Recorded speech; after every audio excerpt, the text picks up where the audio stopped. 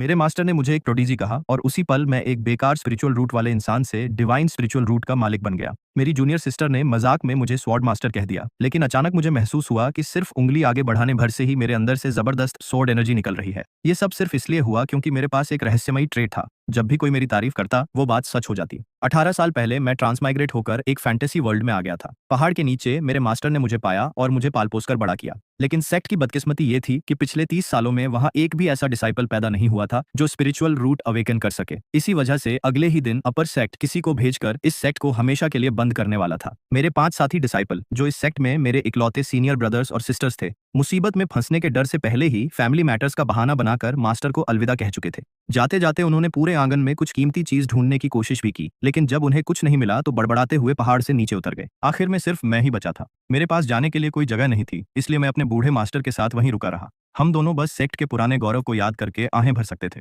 भविष्य चाहे जैसा भी हो, हम अब भी मोंग की तरह अपना काम कर रहे थे। हर दिन घंटियां बजाते थे, भले ही सेक्ट का कल अनिश्चित क्यों न हो। हालांकि पूरा सेक्ट टूटने के कगार पर था, फिर भी मैं हमेशा की तरह उठकर बीच वाले रास्ते की तरफ चल पड़ा। वैसे भी मेरे पास कोई और काम नहीं था। मैंने सोचा 17 सालों से जिन घंटियों को बजा रहा हूं उन्हें आखिरी बार बजा ही देता हूं। करीब हर 10 फीट पर हथेली के आकार की एक आयरन बेल लगी हुई थी। ये घंटियां अपर सेक्ट की तरफ से दी गई थीं। सिर्फ वही डिसिप्लिन इन्हें तोड़ सकता था जिसके पास स्पिरिचुअल रूट हो। सामने पहली कतार में रखी 80 टूटी हुई घंटियां हमारे सेक्ट के सुनहरे अतीत की गवाही दे रही थीं। लेकिन मेरे सामने वाली घंटी, जिसे मैं पिछले 17 सालों से बजा रहा था, अब तक बिल्कुल सही सलामत थी। उस पर एक भी दरार नहीं आई थी। मैं बस मन ही मन शिकायत करता हुआ उसे बजाने लगा। उसी समय घंटी की आवाज गूंजी और दूर खड़े मास्टर ली चांगशेंग मेरी पीठ को देखते हुए बार बार आह भरने लगे। तुम्हारी बुद्धि और मेहनत को देखकर लगता है कि अगर तुम्हारे पास स्पिरिचुअल रूट होता तो तुम जरूर बहुत ऊंचाइयों तक पहुंचते। कोई तुम्हें रोक नहीं पाता। लेकिन अफसोस।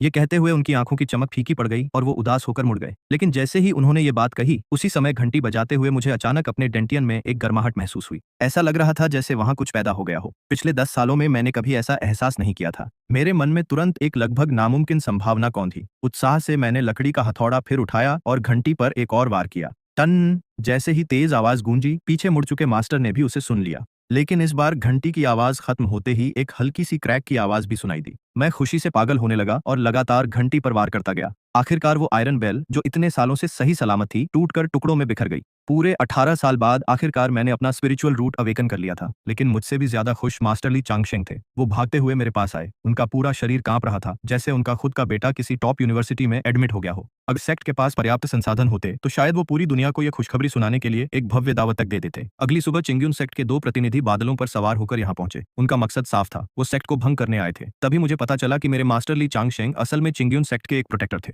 सेक्ट ने उनकी 80 साल से ज्यादा की सेवा को देखते हुए उन्हें वापस चिंग्यून सेक्ट लौटने और अपने अपराधों का प्रायश्चित करने की अनुमति दी थी। लेकिन मेरे मास्टर के चेहरे पर छिपी हुई मुस्कान देखकर मैं समझ गया कि वो सिर्फ दिखावा कर रहे हैं। ली चांगशेंग ने तुरंत आदेश मानने के बजाय कहा कि सेक्ट में अब भी एक डिसिप्लिन मौजूद है जिसके पास स्पिरिचुअल रूट है। उन्होंने उम्मीद जताई कि ये दोनों स्टीवर्ड मुझे चिंग्यून सेक्ट वापस ले जाकर कल्टीवेशन का मौका देंगे। तभी उन दोनों की नजर पहली बार मुझ पर पड़ी। उनमें से एक ने तुरंत अपना हाथ मेरे कंधे पर रखा और मेरी जांच करने लगा। जब उसने पुष्टि कर ली कि मेरे पास सचमुच स्पिरिचुअल रूट है, तो उसने बिना कुछ कहे हाथ हिलाया और हम सब हवा में उठ गए। हम चारों पूरे 5 घंटे तक बादलों के बीच उड़ते रहे और आखिरकार चिंग्यून सेक्ट पहुंच गए। मेरे सामने धुंध से ढके विशाल पर्वत खड़े थे। वो दृश्य देखकर मेरे मुंह से अपने आप निकल गया। झरना 3000 फीट नीचे गिर रहा है, मानो 9वें स्वर्ग से मिल्की वे उतर रही हो। मेरी ये बात सुनकर दोनों डीकन हैरान रह गए। जब मास्टर ने बताया कि मैंने ये पंक्तियां 5 साल की उम्र में कही थीं, तो दोनों बेहद उत्साहित हो गए। उन्होंने कहा कि सेक्ट में शामिल होने के बाद मुझे वैंक पवेलियन भेजा जाना चाहिए। शायद भविष्य में मैं एक कन्फ्यूशन सेज भी बन सकता हूँ। इसके बाद वो मुझे एक छोटे पीक पर ले गए। वहाँ पहले से कई उच्च स्तर के डिसिप्लिन जमा थे जो कल होने वाली सेक्ट एंट्री एग्जामिनेशन का इंतजार कर रहे थे। उन्होंने कहा कि बाकी इंतजाम बाद में कर दिए जाएंगे। फिर दोनों डिकॉन मास्टर ली चांगशेंग को लेकर वहां से चले गए। जैसे ही मैंने मास्टर को विदा किया, पीछे से किसी ने पूछा, क्या तुम नए डिसिप्लिन हो? मैंने मुड़कर देखा तो सामने एक बेहद प्यारी और खूबसूरत लड़की खड़ी थी। उसने अपना नाम सुक्वियोर बताया। वो इस जगह के गार्डियन की बेटी थी। जब उसे पता चला कि मैं भी कल की बैंक्वेट एग्जामिनेशन में हिस्सा लेने वाला हूँ, तो उसने खुद ही मुझे साथ घुमाने की पेशकश कर दी। रहने की जगह तय करते समय हमारी काफी बातचीत हुई।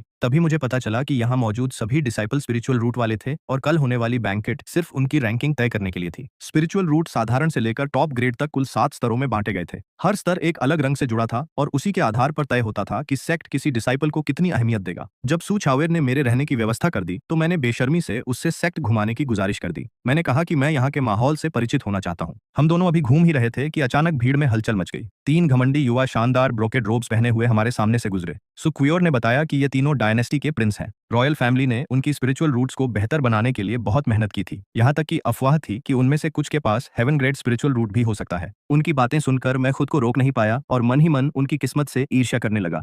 सुक्वियोर ने मेरी उदासी देख ली और तुरंत मुझे दिलासा देते हुए बोली, तो क्या हुआ? कौन जाने तुम्हारी लक बहुत जबरदस्त हो और तुम्हारे पास भी टॉप ग्रेड स्पिरिचुअल रूट हो। जैसे ही उसने ये बात कही, मुझे फिर से अपने डेंटियन में वही जानी पहचानी गर्माहट महसूस हुई, लेकिन इस बार वो एहसास बहुत जल्दी गायब हो गया। मुझे खुद ही शक होने लगा कि शायद मैं भ्रम देख रहा हूँ।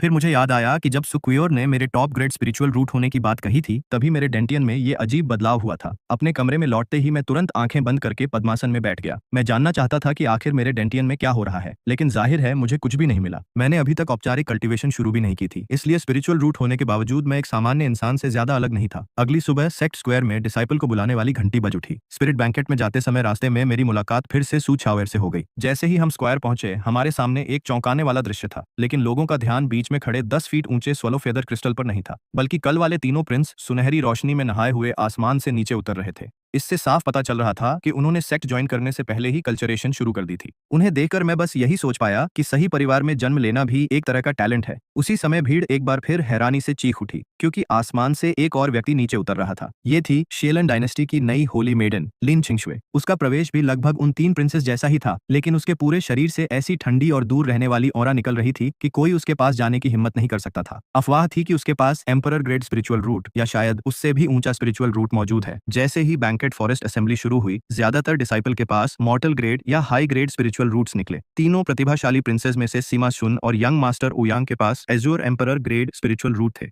उनकी प्रतिभा देखते ही एक पेविलियन मास्टर और एक पैलेस मास्टर ने उन्हें सीधे पर्सनल डिसाइपल के रूप में स्वीकार कर लिया। दूसरी तरफ क्राउन प्रिंस किन हाउतियान को डायनेस्टी फॉर्च्यून का आशीर्वाद मिला हुआ था। उसकी मूल अर्थ ग्रेड स्पिरिचुअल रूट सफलतापूर्वक अपग्रेड होकर purple heaven grade spiritual root बन चुकी थी। यहाँ तक कि चिंग्युन सेक्ट के सेक्ट मास्टर ने भी उसकी बार बार तारीफ की और कहा कि इस बच्चे का भविष्य बेहद उज्जवल है। लेकिन इसके बाद होली मेडन लिन छिंगशुए की बारी आई और उसका परिणाम तो उससे भी ज्यादा चौंकाने वाला था। उसने डायनेस्टी फॉर्च्यून का सहारा नहीं लिया था, फिर भी परीक्षण में सीधे purple heaven grade spiritual root सामने आया। जहाँ सेक्ट मास्टर और बाकी सभी लोग खुशी से झूम रहे थे, वहीं किन हाउतियान के चेहरे का भाव थोड़ा बदल गया। सीमा सुन और यंग मास्टर ओयंग भी अपनी निराशा छिपा नहीं सके।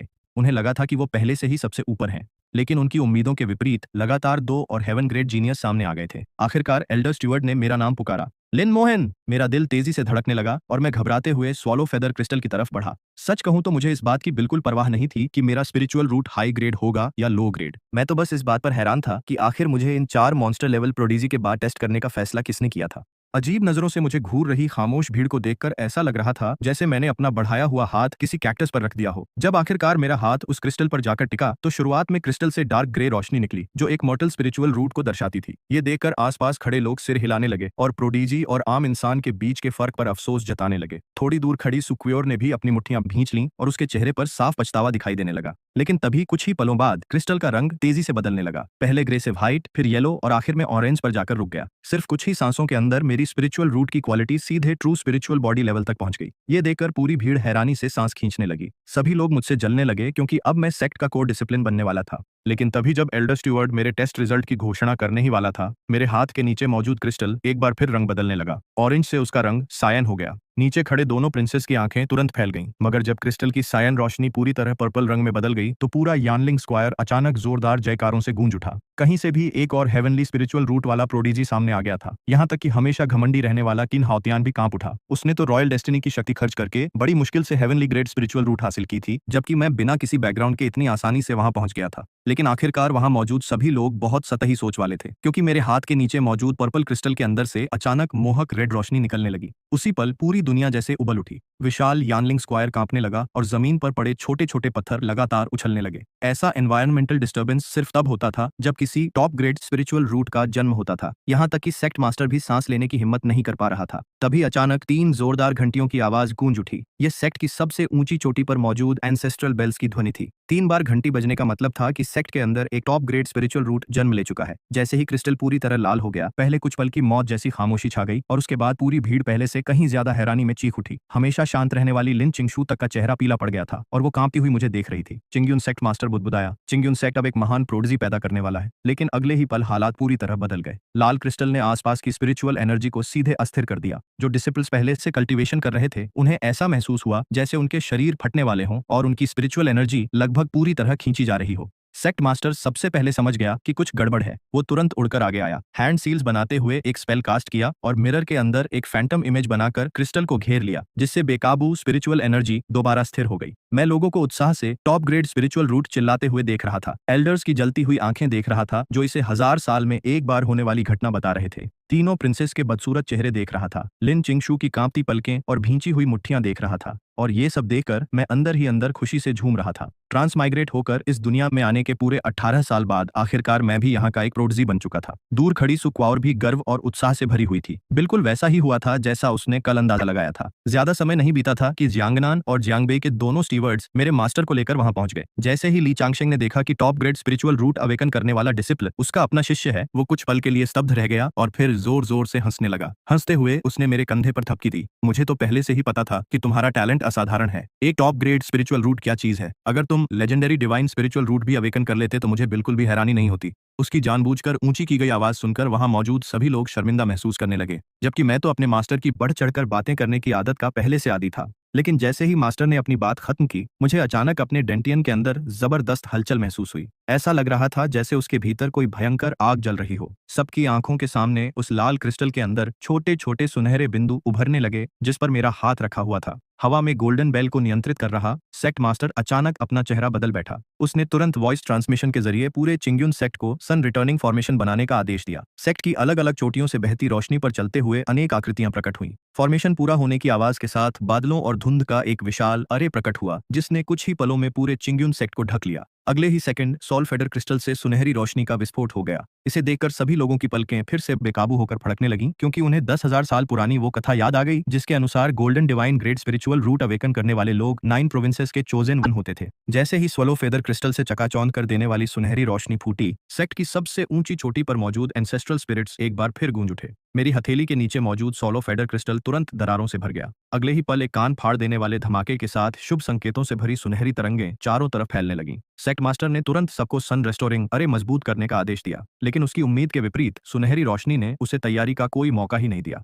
आखिरकार ड्रैगन के आकार की एक सुनहरी किरण अरे को तोड़कर आसमान में जा पहुंची और हजारों मील दूर तक फैले पहाड़ों और नदियों को सुनहरे रंग में रंग दिया। इस असाधारण फिनोमिनन ने तुरंत 9 प्रोविंसेस के अनगिनत शक्तिशाली एक्सपर्ट्स को चौंका दिया। कई ताकतवर लोग चिंगयुन सेक्ट की ओर दौड़ पड़े, क्योंकि वे डिवाइन स्पिरिचुअल रूट वाले इस चोजन वन को ढूंढना चाहते थे। उसी समय चिंगयुन सेक्ट की सबसे ऊंची चोटी पर मौजूद 75वीं पीढ़ी के सेक्ट लीडर की मूर्ति भी कांपने लगी। 10,000 साल पहले के ग्रैंड मास्टर की डिवाइन सेंस प्रकट हुई। उसने सिर्फ एक बार हाथ हिलाया और एजियोर क्लाउड ओवरटर्निंग सन अरे पहले से भी ज्यादा ताकत के साथ सक्रिय हो गया। एक विशाल क्लाउड टॉर्नेडो पैदा हुआ, जिसने तुरंत उस सुनहरी शुभ रोशनी को निगल लिया। पूरा फेनोमेनन इतनी तेजी से दबा दिया गया कि रास्ते में आ रहे एक्सपर्ट्स पूरी तरह भ्रमित रह गए। इसके बाद ग्रैंड मास्टर ने सेक्ट मास्टर की ओर मुड़कर उसे आदेश दिया कि वो मुझे यानी डिवाइन स्पिरिचुअल रूट वाले चोजन वन को अच्छी तरह प्रशिक्षित करे। इतना सब करने के बाद उसकी डिवाइन सेंस धीरे धीरे गायब हो गई। जमीन पर टूटे हुए क्रिस्टल को देखते हुए मैं शिकायत